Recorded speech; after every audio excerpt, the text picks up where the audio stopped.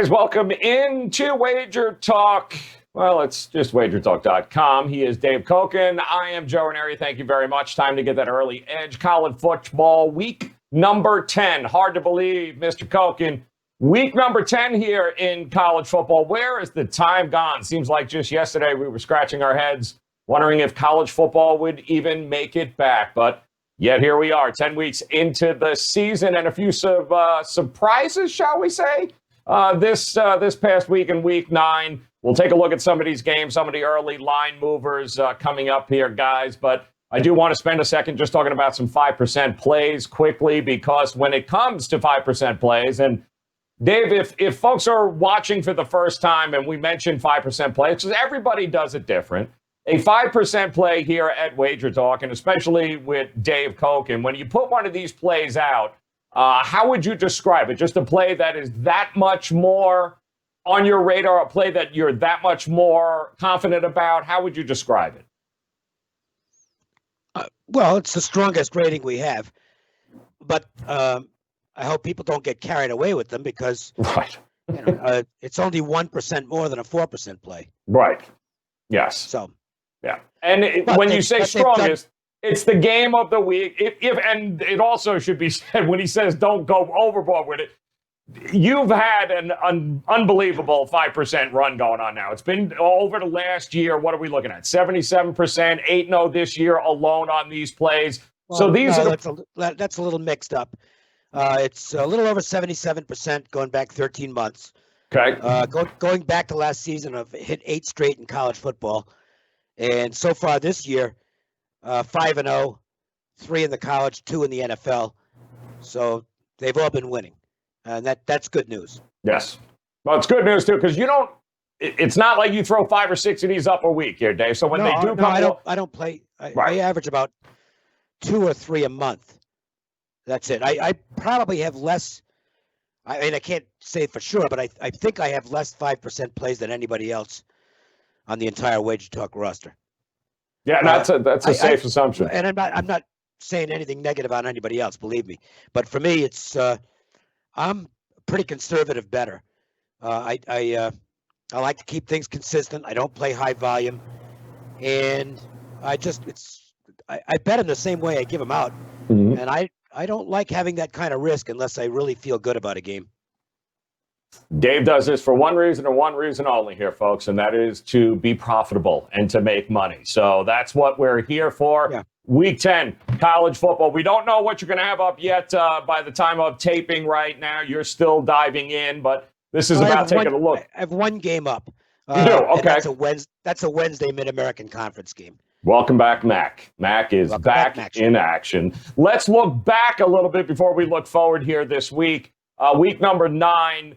Another one of these weeks, Dave, where some of these results that we saw from last week, a little bit misleading. You had some teams lose, you had some teams win, but when you dived into the numbers, for instance, my alma mater, Oklahoma State, taking on University of Texas, we knew that was an important game for the Big 12 altogether if they wanted to stay in the playoff picture here for college football, but they did kind of beat Texas on every other front except the score, didn't they?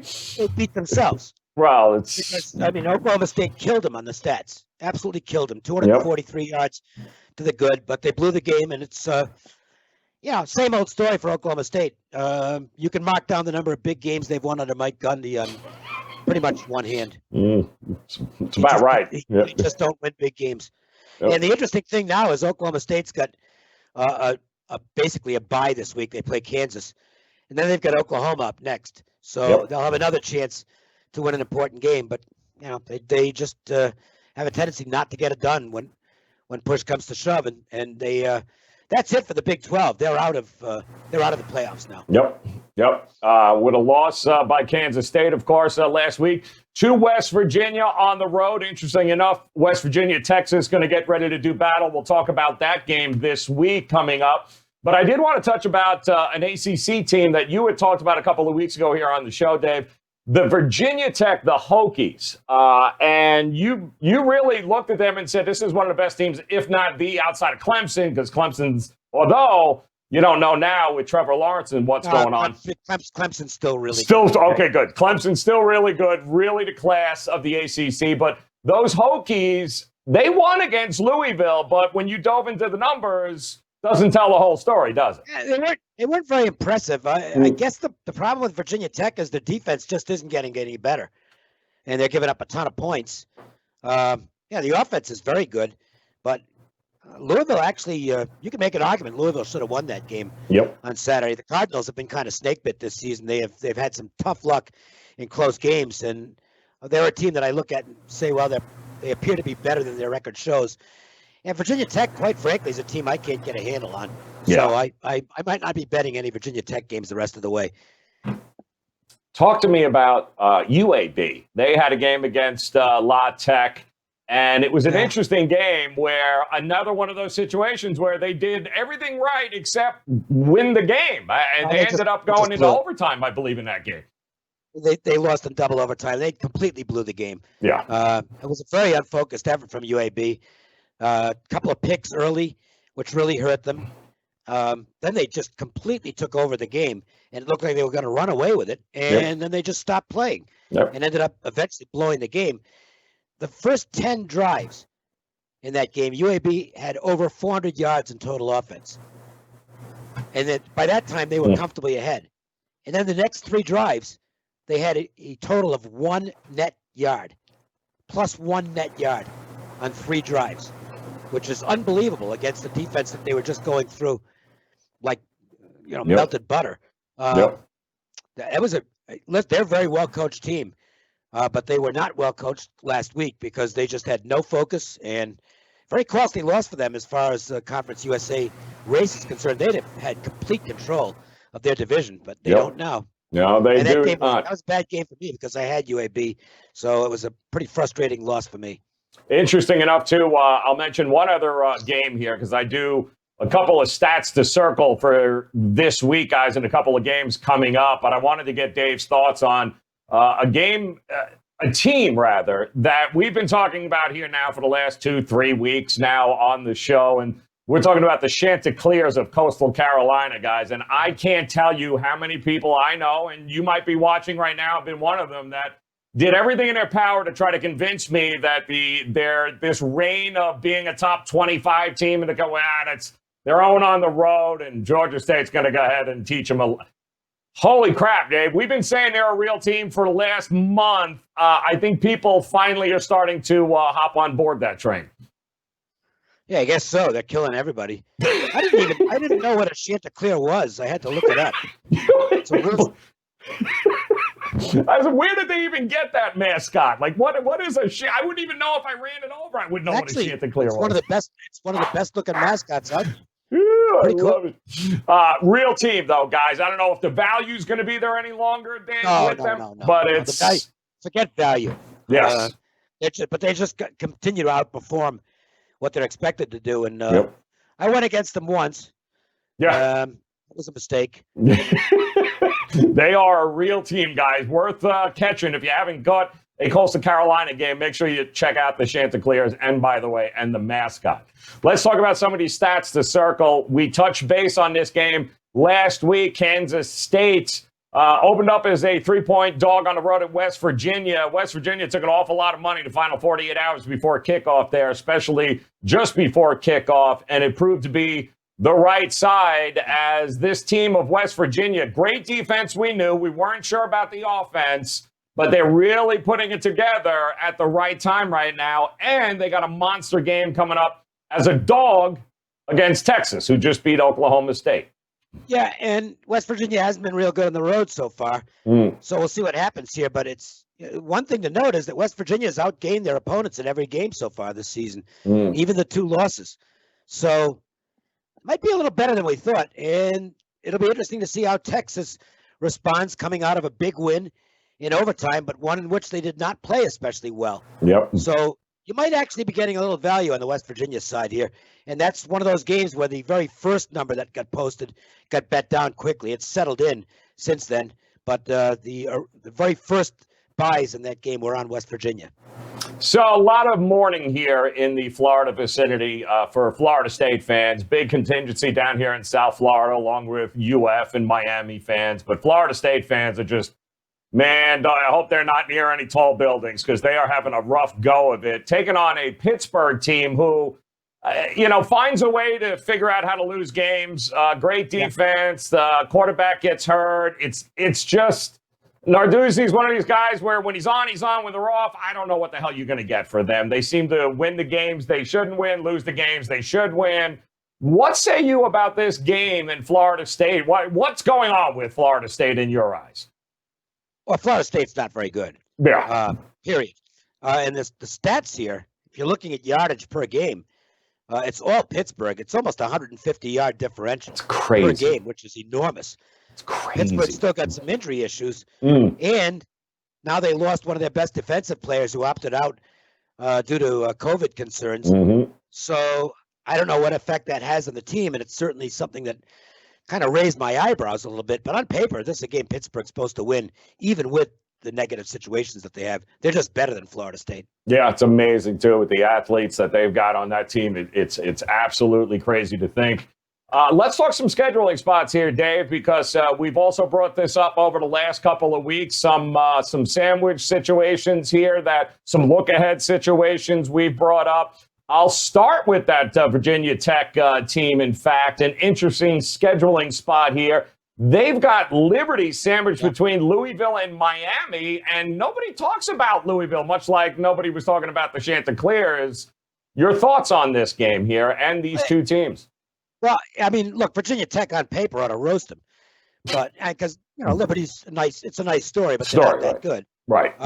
They haven't played anybody, but it's not a good spot for Virginia Tech as far as the scheduling goes because they're off a big conference battle, which they pulled out against Louisville, and then they've got Miami up next. Yep. So I don't know how much they're going to care about Liberty, and as far as Liberty's concerned, I mean, this would be the biggest win they've ever had if they could pull it off. But they're still a big underdog.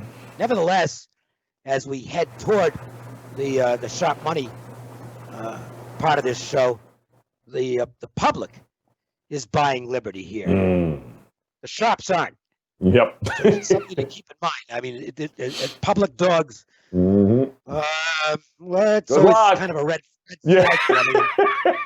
I mean, I'm not trying to be funny. Right. It's just kind of a red flag for me. Yep. It doesn't automatically mean I'm playing the other side either. It's just something that I kind of pay attention to. Why does the public love the dog? And I can see why the public loves the dog here. And they're betting him. Ticket percentage is definitely on the Liberty side. But the money's about even on the game. So it's probably a spot where I don't think I'd want Virginia Tech, but I'm not ready to jump in on Liberty. They might be outclassed here. Talking about an interesting public perception here. The public just watched Boston College go on the road at Clemson and almost do the unthinkable and beating them in Clemson. Now they're on their way to Syracuse to take on a team that's not very good, but they're near a 2-touchdown favorite here on the road, BC. What do they got on deck, too? What's coming up here? They got Notre Dame's coming up, I think? That's the big deal. And make no mistake, the biggest game on Boston College's schedule every year is Notre Dame. Yes. Yep. It's little brother against big brother as far as Catholic schools are concerned. And Boston College circles this game. Believe me, it goes back to my days in New England. This is a huge game for Boston College. And they're off the near shocker against Clemson. I mean, if you talk about dead spots, this is one against a terrible Syracuse team. Boston College needs to be careful here because it's not like they're that good that they can afford to overlook anybody. Yes. And this is a tricky spot for BC. It's going to be interesting to see and it'll be interesting to see, obviously, as a 14-point favorite right now, what's the public going to do here, the newfound darlings of Boston College. And, of course, Oklahoma State, we opened up talking about them and just dominating Texas on every statistical measure in that game, only losing it in overtime because they beat themselves. You mentioned now they get to play that high school team in Kansas, but another one of those interesting spots here with the mullet, the coach who never seems to win the big game. They got Oklahoma and Bedlam coming up, too. This is always on the schedule for Oklahoma State, a very tricky spot the week prior to Bedlam because that really is their national championship in that state as well. Yeah, and they're off a game that burst the bubble, so to speak. Yep. The problem is Kansas still hasn't even covered a spread, despite the fact that they're enormous underdogs in almost every game. So if you want to bet Kansas, go ahead. I don't think this is the week to take Oklahoma State, but there is no chance I'll bet it be on Kansas. No, it's an interesting spot. Kansas State also still on the schedule for Oklahoma State. They got to win both of those games. They want to finish top 15 at least. So I don't think that means anything. They're out of the playoffs. They're done, so that's it for them. It's always interesting what the expectations are with that school. But Oklahoma, if they beat Oklahoma, they'll hang their hat on that for sure. Let's talk about some of the money movers here, some of these early edges here, Dave, as we look at the schedule, look at the numbers. What have you found thus far this week? Well, start with the Wednesday action, and there is looks like a sharp square battleground on the Ball State-Miami game with the public betting Miami of Ohio, at least on ticket count, and the money is showing on Ball State in that game. Also, maybe a little bit on the Eastern Michigan-Kent State game where the ticket counts not overwhelming, but it's heavier on Kent State, and the line seems to be settling where it is, but that line could go back the other way, so I wouldn't lock that one in as a sharp square deal just yet. On the Mountain West takes over on Thursday, and there is actually a Friday game, and this is an overwhelming ticket count deal here on San Jose State, San Diego State. All the money is on San Diego State, or all the tickets, I should say. It's real heavy on the Aztecs, so people aren't believing. The bettors aren't believing yet in the San Jose State side as far as that goes. I'll be interested to see what happens as BYU and Boise take the field, because this is one of those a rare occasion here that even though they haven't been a great spread team at home, Boise still has been a team that commands the ticket count on a regular basis at home. That's not the case here. It looks like 2 out of 3 tickets are coming in on BYU, and the money's been on BYU as well. I think there'll be some resistance if the line gets to 3. I don't think you're going to see it go above that. At that point, I think some of the there'd be some buyback on Boise State. So if you like BYU, I think you got to get to that one fairly quickly. If you like Boise, you might want to sit around. You might get a better number later on, but I don't think you'll get better than 3. Some of the other ones that are getting attention as we head to the weekend, we'll try and just concentrate on some of the games that are where we're seeing something that is somewhat definitive. And let's see as we get to these. One of them is the Georgia State game of all games. Louisiana Monroe, Georgia State. And as you'd expect, the Georgia State side is getting most of the tickets. But the line has held firm in that game, which means that, and I don't think it's ultra sharp money, but it does appear as though the some of the wise guys who play the smaller colleges might be on the UL Monroe side getting a real big number there. And that's look, a bet's a bet. It doesn't really matter whether it's something big or something small. I think Nebraska Northwestern could end up being a wise guys versus the public game. I think Nebraska is going to end up getting the sharper dollars here. It doesn't, and I want to make it clear when I talk about this stuff. It doesn't mean I'm on the game. It doesn't mean that's the right side, and just information. Northwestern's going to be the ticket count side here, no question about that. Especially with the nice comeback they had last week and the blowout in week 1, whereas Nebraska didn't play last week. They got postponed or canceled, I should say, and kind of got run out by Ohio State the prior week. So you can see why the ticket count is going to be on Northwestern.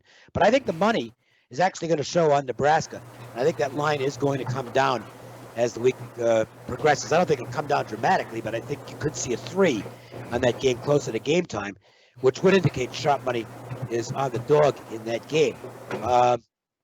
Let's see if I can find a few more here that are seeing something. Appalachian State's getting a pretty good ticket count. Big surprise there. I will mention that this game could end up on my card. I like App State in this game. They didn't play well last week. They had a flat effort against UL Monroe. And that usually, for a good team, means they'll come out sharper the next week. And if they're playing with all systems go mentally, I don't think Texas State's going to offer them much resistance. Florida, Georgia is just about a 50-50 game. It might be the one where the books get to sit back and enjoy it. Interesting. Not much happening either way in that game. The numbers holding pretty firm, and it looks like a 50-50 ticket count game. Let's see. What do we have here? Kansas State, Oklahoma. Overwhelming ticket count on, I should say Kansas, the Kansas-Oklahoma game. What do we got on Fresno, UNLV? Fresno State's getting the ticket count in that game. And the line is going up. So there isn't any sharp buyback at that on that game right now. It's looks like the public and the shopper dollars are all going to be on Fresno State, at least as of now. Rice is taking a lot of money. Rice got a lot of attention their first game. That was the game they ended up losing in however many overtimes it was on the quad doink. Doink. Four times. They responded very well last week and had a blowout win against Southern Mississippi, and they're going to get money this week against Rice. I think this line will continue to go up. Actually, it hasn't yet, but I think it will. If this game doesn't go up, that's an indication there's some sharp money buys on Texas San Antonio, because the public is definitely going to be heavy on the Rice side in this game. Florida Atlantic and Western Kentucky is interesting because the ticket count's big on Florida Atlantic, but there was a substantial move this morning on Western Kentucky. So somebody, either a syndicate or a sharp buy, did come in on Western Kentucky. I have not checked yet to see if there's any injury information that may have contributed to that, but all I can tell you is the line dropped substantially, despite the fact the ticket count is definitely all over the Owls in the game. So that's something to investigate a little further, and I haven't investigated yet. So all I'm doing is passing along some basic information on that game. Coastal Carolina, we mentioned them. Yeah. The bettors are not being shy. They are bombing away on Coastal Carolina. Here it comes. Yep. It doesn't look like anybody's taking the other side either, because that line keeps on going up. And one more, and it might be the heaviest ticket count of the week in terms of percentage, is going to be Hawaii. This is going to be one of those 80% games, 80% of the tickets on Hawaii. So keep your eye on that one to see what the line does. If it drops, that'll be one of those RLM games, and you might want to take a look at New Mexico. Wanted to ask quickly, too, on another team that's rolling. I'm sure it's going to get a lot of public love. I don't know if it has yet or not. How about Michigan State coming off the upset of Harbaugh there, heading into Iowa, I believe. Is there any movement on that? Or is it pretty much still 50-50? I didn't mark anything down on it. Let me check very quickly if I can find the damn game. Which is an interesting. Wondering if the overreaction has begun yet for Michigan State. An overreaction. Overreaction doesn't happen in conferences like that. No, it's going to be a 50-50 game. It's going to be a 50-50, right? It's going to be very interesting. A lot of Michigan State fans jumping up and down. Enjoy your win against Michigan, because the road ends rather quickly. I don't know if it does or not. Not like Iowa's playing great ball. Well, good point. And listen, you weren't big on Iowa to begin with to start the year. You think there's a lot of other problems inside that group there, and what's happening with that program that, I don't know. I don't know that Iowa's going to make your card as a favorite anytime soon either. The problems didn't get any better for Iowa this past week either. No. They blew a game where they had a nice lead. Yeah, very interesting. They're 0-2. I wouldn't say that I don't know that you're going to see people jumping on Iowa. No. And I don't necessarily think that anybody's buying into Michigan State particularly. Pac-12 starts this week, Dave, real quick. I mean, you're not somebody, you didn't do it with the Big Ten. You're not going to do it with the Pac-12, where you don't know enough yet at this point. What kind of advice would you give to somebody that's saying, Pac-12, let me go out there and bet these games? If you like a game, bet it. As of now, I don't have anything in the conference. It looks like they made good numbers according to where my projections are and where the lines are. Good. The likelihood is I probably won't have any games in the Pac-12, and we'll see how the numbers adjust. It was kind of like the Big Ten for the first week. I thought Right. Yeah. most of the numbers were in line with what I had, except for one game, which I wish I'd have bet, and because I'd have won it, and that's the way it goes. But as of now, I don't have anything in the Pac-12 marked down. But he will and does have a game up there for a Wednesday night, guys. If you want to head over to WagerTalk.com, visit Dave's page. Again, over the last 13 months, guys, we're looking at 77% on his 5% plays. They don't come often. When they do, they win. Currently, what, 8-0, Dave, on an 8-0 streak right now in college football? Now would be a time to get one of those nice, 199. That's right. You can get every one of Dave's football plays, college and NFL, right through the end of November, right now for $199 at WagerTalk.com. That's the way to do it, Dave. You're going to do it. Don't buy one. Go $199, get every play you're going to have from now through the end of the month. Sounds good to me. Done. There you go. Make it a profitable November, guys, with Mr. Cokin here. Head over to WagerTalk.com.